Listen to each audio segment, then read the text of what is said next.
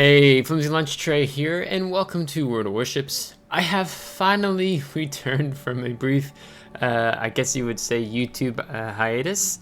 I have been so busy with work, and that is now officially all the busyness I had the last 2 weeks and lack of production of content here on the channel was due to just work, and had some friends from the US, and yeah, it was just a really busy time. But now things are back to a normal pace, so much so that on vacation this week. So I've got a lot of time on my hands, which is nice, except also going away for a few days. So the goal is to have today's video, the Tuesday video, and a Wednesday video. I'm going to return on Friday, have a Friday, Saturday video. So apologies for those who are newer to the channel and you've just not seen regular content coming from the channel. But today I offer some tribute for such things. And it's probably already in the title, and that is we're going to get a Solar Warrior out of today's game.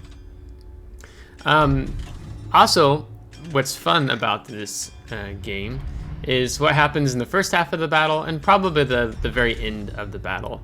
But I need to introduce the ship we are in. So we are in the Tier VII Soviet Gunboat Destroyer, the Minsk.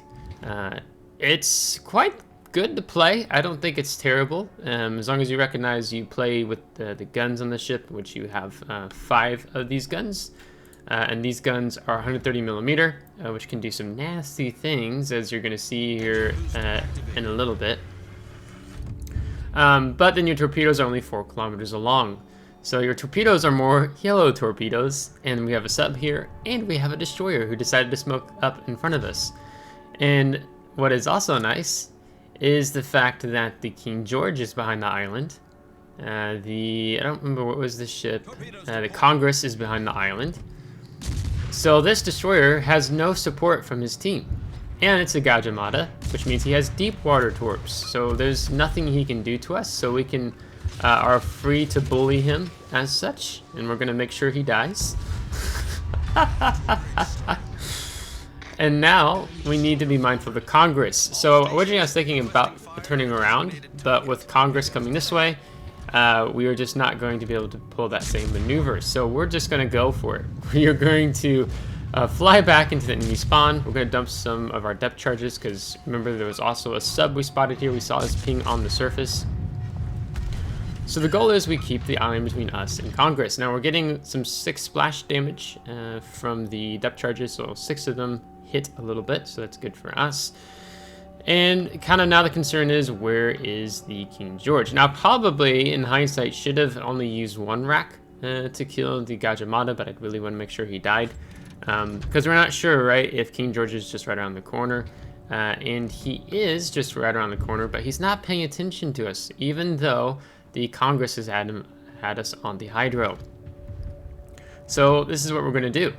So we've used our engine boost, right? We're flying along. We're going over 45 knots, and so we're going to take some free shots, pot shots at him. We have a cruiser behind us, and now we're going to go ahead and we are going to smoke up, because I'm also mindful of the cruiser we have coming up from behind us. A little late to the party for this. I don't even know how to pronounce the name of that ship. What is it? The Gokase, maybe. And that, my friends, is a Tier 5 cruiser. I'm pretty sure it's a Tier 5 cruiser. We'll find out. So we're going to use AP, and we're going to start getting these nice black ribbons called citadels. So he's not really learning his lesson. So he's just dumping a continuously broadside. I'm really fishing for the citadel as much as I can, and we found it again. We also reversed because I figured he'd dump his torpedoes into the top of the smoke screen, which he did. So it was a smart move on us. So I'm going to angle out just a little bit. You know, we're up to 5 citadels. He's not learned his lesson yet. And yeah, it looks like now maybe he's finally learned his lesson, decided to angle away. So we're going to switch back to the high explosive.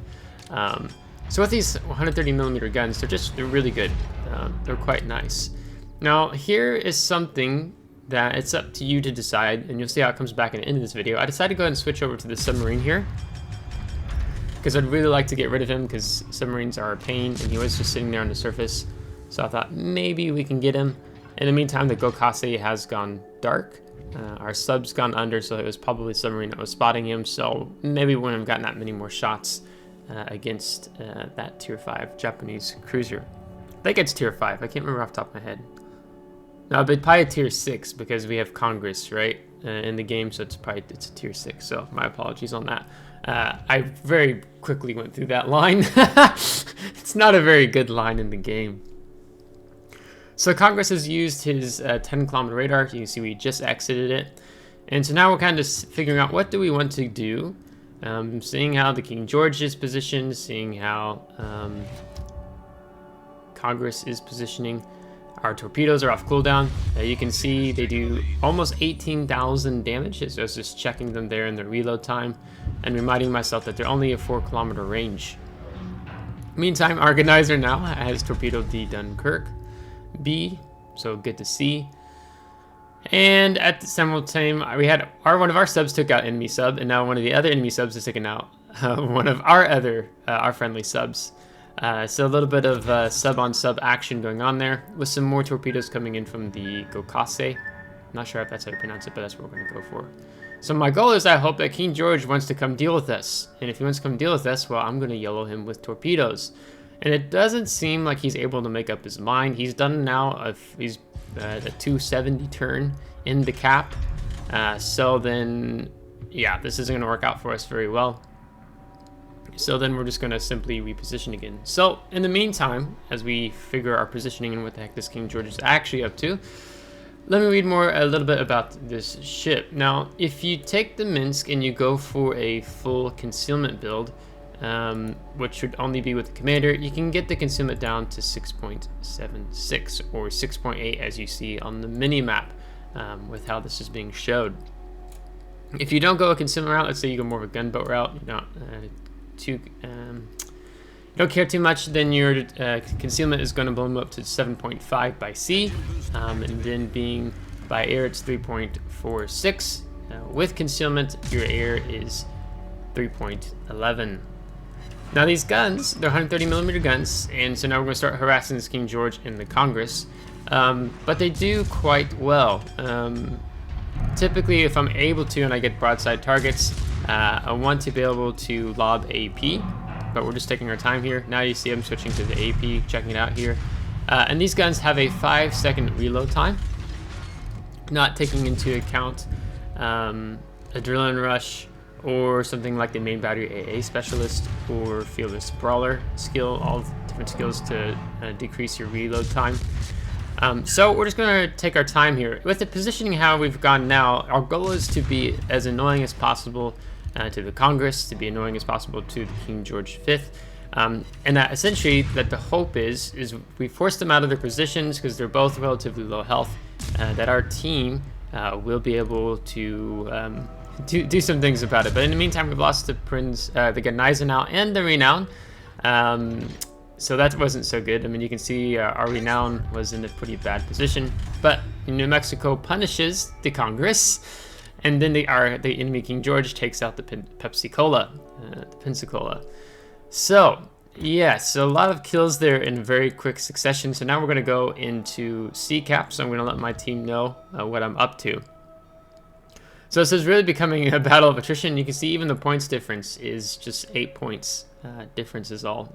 We have a cap ticking. Enemy team has C cap ticking, which we're about to step on, as the Gokase takes out our friendly Dallas. But we're about to step on C, and I'm imagining it probably at some point, since enemy team has 4 ships at A, they will flip A, and you can see in the mini map that A is a death. Nothing but death has happened in A. So it's kind of funny as I just now noticed that looking at the minimap. So the goal is first we're going to flip the cap before we start shooting. Now maybe if I get a corner of an island in the way or something, or I'm about to slip into cover, I'll take some pot shots. Typically that's a play style with the gunboat destroyers. Just take some shots, get a little bit of extra damage, be a little extra annoying, and then slip into cover. But it's important for now, in my mind, because now with that kill to the Dallas, we are behind on points. So I'm prioritizing the cap, not so much the damage right now. But King George isn't looking this way. He doesn't have the secondaries to reach us. So feel comfortable doing this for now and taking some shots. Now I'm going to keep paying attention to what he's doing. We have the prop mod, the propulsion mod, in the 4th slot here on Minsk. So he's beginning to turn his ship out. I'm like, yeah, I don't know how I feel about this. Let's just go ahead and slip into cover just in case. So we make sure that we get the cap. So we have the New Mexico. We have the friendly Tier 6 sub all pushing up here on the New Mexico. So he probably isn't long for the world. But I have let them know. I'm trying to communicate with my team what I'm going to do here. And basically what we've done is we put this King George in a crossfire. So you have a sub to his right side. You have me punishing him from behind because he just DCP'd the fire I set. And then you have a New Mexico punishing him from the front. So letting my team know, again, he DCP'd, so we can keep on communicating and what's happening here. So we've made a pre-decision that once we have flipped this cap and we get this King George killed, we're going to immediately start sailing over towards roughly where the New Mexico is on the mini-map. And we're going to go towards A. Because there's no need for us to stay on this side of the map. Other things to make mention of here with the Minsk, one of her downsides is her slow battery traverse. It is not quick by any stretch of the imagination. It's something more comparable to a heavy cruiser guns. If you don't build into any of the turret traverse, your 180 return time is 18.56. So this is most likely to frustrate players. So you can take the main battery modification 2, which improves your main battery traverse speed by plus 15%, which is going to take us down to 16.14, and then grease the gears, which is going to reduce you down to 14 seconds. Now, there's something that's going to happen in team chat. I'm going to point it out. I think when it comes, it hasn't happened yet. But I'm talking with this div here, in a friendly sub in the New Mexico, and trying to figure out if there's something going on that I need to be aware of when he pinged the map. But he's just trying to help the New Mexico and where to go. Now, one of the bonuses we have right now is that this is a div. They're both talking to each other. So if there's something I can do and play off what these two players are going to play off of, then great. So then I share in chat, let me know how I can support. We can still win this. We can team play, right? So if they're wanting something particularly from me as a destroyer, I'm open to it as long as it is not dumb. Okay, so for now, they've not said anything, okay?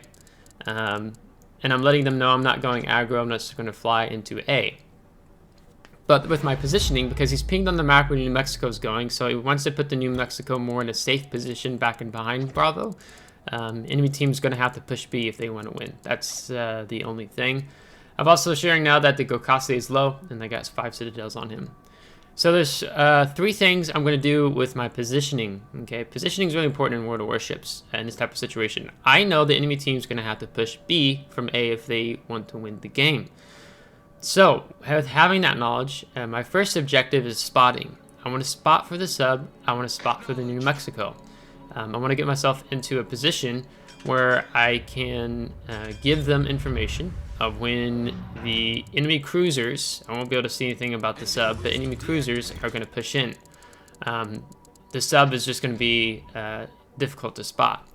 Second thing is I want to help set up a crossfire. So if you have the sub in Bravo and New Mexico back behind Bravo, I'll get some side shots and maybe I can utilize my armor piercing. The third reason that I want to be up here is if the enemy team vacates A, I might flip in behind, swing in behind them and flip A out from underneath them because we have both B and C. Now that's a worst case scenario. My hope is between having both the sub and New Mexico, we can do quite well here in terms of our positioning if we playing together as a team. Now if you noticed earlier too, that sub, he has full dive capacity, okay? He's not lacking. So I just want to make mention of that. And also pay attention to how the New Mexico sets up. There might be some things I talk about that as time goes on. Now in terms of Minsk, enemy team started flipping B, which means the sub is probably on that F5. But Minsk is an okay destroyer. Maybe as time goes on, she's not as quite as good Tier 7 destroyer as she used to be. As we see, there's the sub. Trying to call him out. But she's still decent. She's okay to play. She's kind of in a special place in terms of the tech tree because you can either grind up. Close up, sorry, remember. Minsk, you either grind up to go for Ognavoy or the Kiev. So one takes you down the Russian gunboat destroyer line, the Delny. The other takes you down to Rosewill, which is more of a hybrid destroyer play. So enemy team has now definitely applying pressure on Bravo. Now I'm going to be coming in and out of smoke here. I was trying to get myself a safe distance here. I didn't want to get too aggressively close, but we're going to get some defended ribbons in here. We can see the sub. He's moving. You saw his ping on the surface. Now I'm going to complain here about the New Mexico's positioning. He's too close to the island. The only way he can go is forward or turn out, which doesn't put him in a good position in terms of dealing with the cruisers that are out pushing in. It would have been better if he was, if they want him to be behind Bravo Cap, he should be further off into the top of like F7. Needs to give himself some breathing room, where he's now, he's not giving himself any breathing room, okay? And you got this sub, you got this lot of torpedo action happening. As the dive capacity actually on our friendly sub seems to be diminishing quite quickly. But the sub is still spotted, right? So then can we get some more depth charges on from Mexico, which is going in. But New Mexico, he's taking torpedoes somehow. I don't know if, I'm not sure where exactly it's from. I'm guessing the sub. But things are not looking good now, okay? So they both die simultaneously. And now third option has to come into play, which is to go flip A. Now, despite losing both of them, we still have the points lead, okay? This was one of the reasons, the third reason why I stated I took this position is if those two die and the opportunity presented itself, or just the opportunity presented itself in general and they didn't die, I had the option to go flip A, because now it's turned into a points game because I'm the last one versus 4 enemy ships. So we don't have any more engine boosts, or we would be utilizing that now. We are radio located, so they're going to have a rough idea of where we're at. Now, I'm not too fond of the sub player. He said we needed you at B, and so I just shared in the beginning, you know, before this whole engagement, is if they needed something specific to let me know, and they didn't share anything, right? So I saw my positioning as spotting, and also being able to provide cover and get some shots, and we did get some resets, of course, in there. So the New Mexico and what the sub did wasn't great in terms of their positioning. Could have been better. New Mexico could have been better, like top F7. He put himself in too much of a bad position because, you know, those cruisers and the sub is going to get all their torpedoes off. And I'm not sure what happened with the sub. I wasn't paying too much attention to how he got himself killed. I don't know if he didn't have any more damage control parties, and I think he just flooded out. Now, we saw the points lead. 45 seconds left on the clock, and there's the Gokase that we saw at the beginning of the game, who we got 5 citadels on. So I'm going to hold my shot here in a minute. His team had him sitting back here because he was such low health that he was better to the team alive versus being dead. And we get the kill, and means we get the win. Because now we definitely have that. I mean, I think we still would have won regardless, because only now is the enemy team stepping on C, and there's not enough time for them to make up that points difference. And here comes the enemy sub in Prince Oregon. So they were heading this general direction, so the RPF was giving a good idea of roughly where I was. So not a high damage game, but it was the smart Minsk gameplay here in terms of our positioning and how the battle unfolded here. So this is another solo warrior in the books, because that Gokase was still alive there just at the end. So now we're going to go into post-battle results. So it's going to be 67,000 damage with 139 shell hits with the 1 torpedo, the Dev Strike on that enemy Gajamata. 2 destroyed, some set on fire, some citadels, some defend ribbons, a solo cap, and some depth charge hits as well. It's going to put us on top of the team with 1,860 base experience. So you can see there's some pretty good players they had on their team there at the end, so they did good. Hats off to them. Then going into the detailed report, you're going to see here that we only did like 5,000 fires or damage, but you know, just with the 30 AP shell hits, 18,000 damage from AP alone, and of course some damage from the torps and high explosive. And this is what it looks like with premium count, but we didn't have any special boosters on the Minsk because I'm regrinding it because I'm going down the Rosewill line now. But Solo Warrior Death Strike in First Blood. So I hope you liked this video today. I think it's always fun to see how, when I do get a solo warrior, you know, how the battle progresses and kind of seeing how it really comes down to the decision making and the positioning with how such a game unfolds. So we'll have some content for tomorrow and Wednesday. I'll be back on Friday. I think then we'll have to do Azuma because I just have not had time to play Azuma. My hope was to do Azuma maybe today, tomorrow, or Tuesday, Wednesday, but I need some more battles in that ship first before I feel comfortable doing upgrade and commander build video on it. So until next time, take care.